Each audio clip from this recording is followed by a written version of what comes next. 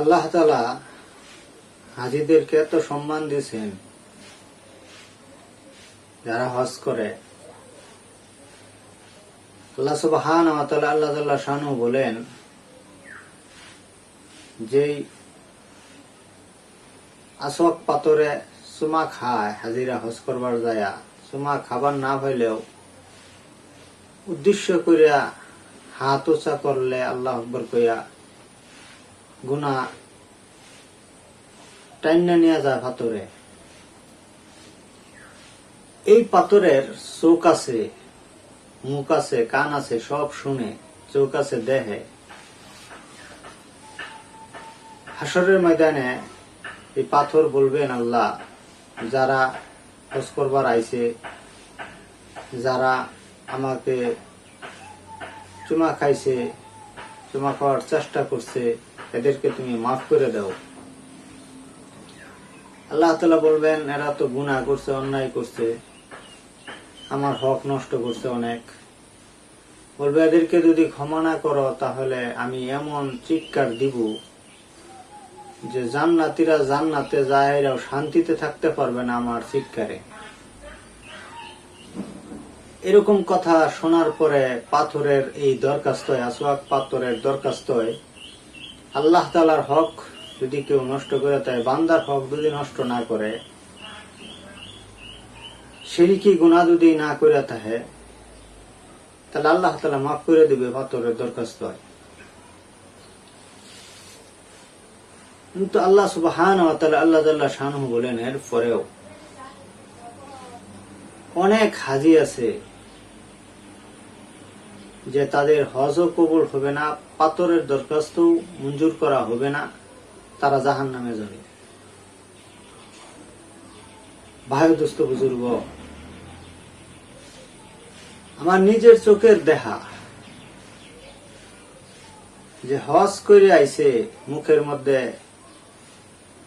বছর পর বছর যাইতেছে, দাড়ি দেখি না, দাড়ি রাখে না, নামাজের ধার ধারে না, অন্যায় অপরাধের সাথে জড়িত, অথচ সে হজ করে আইছে। এরপরে এরকমও দেখা আছে যে সে এমন রেস্টুরেন্ট মানে হোটেল দিছে যেখানে নারী পুরুষ আবেগতে যারা কলেজে লেখাপড়া করে, তারা যায় রাত কাটা বাড়ায় মিয়া। এই যে যে জিনা করতেছে, সে যে আশ্রয় দিছে, সে যে এটা নিরাপত্তা ভাবে তাহার ব্যবস্থা করছে, তারও কিন্তু আমল নামায় জিনার গুনাহ লেখা হইতেছে, মৃত্যুর পরে জাহান্নামের আগুনে জ্বলব। তো এই হজের দাম কি রইল? যেই যে হজ যারা করে, এদেরকে আল্লাহ এমন সুযোগ দিছিল যে পাথর তোমাদের জন্য দরখাস্ত করবে, পাথর কান্দাকাটি করবে, পাথর মাপ চাবো আল্লাহ পাকের কাছে, তার পক্ষ হইয়া, আল্লাহ ক্ষমা করে দাও। এটার দাম কই রইল? এই জন্য আমি অনুরোধ করব, যারা হজ করছে তারা এখনও তওবা করুক, মাপ চাক আল্লাহ পাকের কাছে, যে আল্লাহ আমাদেরকে মাফ করে দাও, আমরা যেন দামি হয়েই কবরে যাওয়ার পাই। একটা দৃষ্টান্ত লিখছে যে কাফালা হজে যাইতেছে, পথেমধ্যে এমন এক গ্রামে তারা রাত যাপন করছে যে ওখানে এক লোকের মৃত্যু হয়ে গেছে, এক হাজির মরণ হয়ে গেছে যাওয়ার সময়। তারা ভাবলো যে যত মারাই গেছে, তাহলে এখানেই এক জায়গায় মাটি দিয়ে আমরা এরপরে রওনা দিই, বাকি যারা আছি। তাদের কাছে কোনো কোদাল ছিল না, কবর খোদা। পাশে এক বাড়িতে যায় বলছে যে কে আছেন? এক মহিলা বলছে আমি। বলছে একটা কোদাল দিলে আমাদের এক সাথী ভাই মারা গেছে হজ করবার যাইতো, তাহলে আমরা কবরটা খুঁজতে মারি দিতাম তাকে। মহিলা বলল যে দেখেন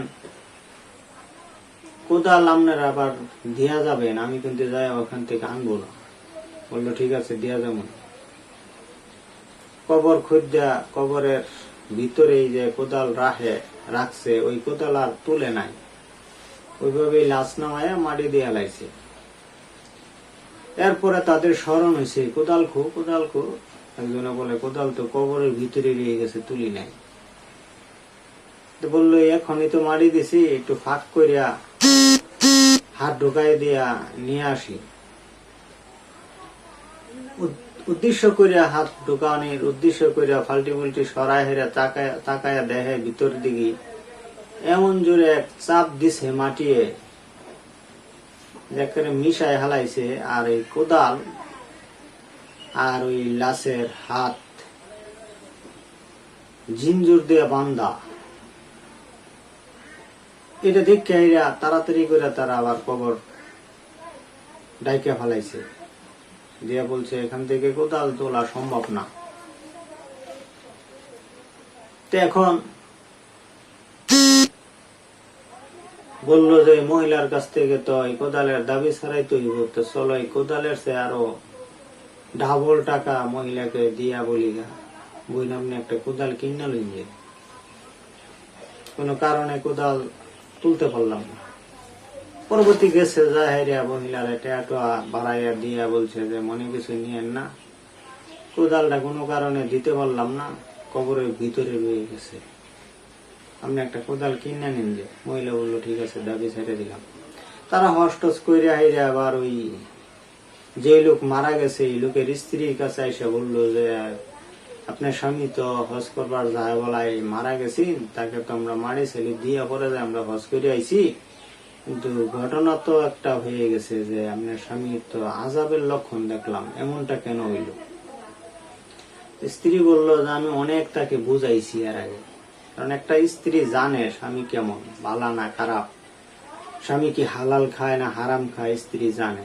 এই জন্য মহিলাদেরকে অনুরোধ করব, মা বোনদেরকে অনুরোধ করব, আপনারা স্বামীকে ভালা দিকে দাওয়াত দিবেন, হালাল খাওয়ার জন্য উৎসাহ করবেন, হারামের দিকে যেন স্বামীরা না যায়। দুনিয়ার আরাম আয়েশের জন্য অনেক সময় স্ত্রীরা পেশার সৃষ্টি করে স্বামীদেরকে, যার কারণে স্বামীরা সুদের ঘুষের সাথে হারামের সাথে জড়িত হয়ে যায়। কিন্তু এই মহিলাটা ভালো ছিল, বলছে স্বামী আপনি অন্যায় করবেন না, কিন্তু স্বামী কথা শুনে না। বলে কি অন্যায় করতো আপনার স্বামী? যে তার এক বন্ধুর সাথে সে ব্যবসা করত, অনেক টাকা পয়সা ব্যবসাতে আসিল এর বন্ধুর মিলাই। একদিন বন্ধুকে সে ফাঁকা এক জায়গায় মাইরা লাশ ফালাই থইয়া টাকা পয়সা লইয়া করছে। এই যে হত্যা করিয়া যায় টাকা পয়সা আইনা যে বুক করছে, এটার কারণে আমি জানি যে আল্লাহ তাকে শাস্তি দিবে মৃত্যু হইলে। দেখছেন অন্যায়ের সাথে জড়িত থাকার কারণে আল্লাহ হজও করবার দিছে না, আর সে মাফও পাইছে না। এই জন্য যারা হজ করছেন তারা সঠিক যেন আল্লাহর কাছে দামি হইতে পারেন, সঠিক পুরস্কার যেন পান আপনারা। এই জন্য এই ঘটনাটি আপনাদের সামনে বললাম। আমার এই ভিডিওটা যদি আপনাদের ভালো লাগে লাইক কমেন্ট শেয়ার সাবস্ক্রাইব করবেন, বেশি বেশি ভিডিও দেখবেন।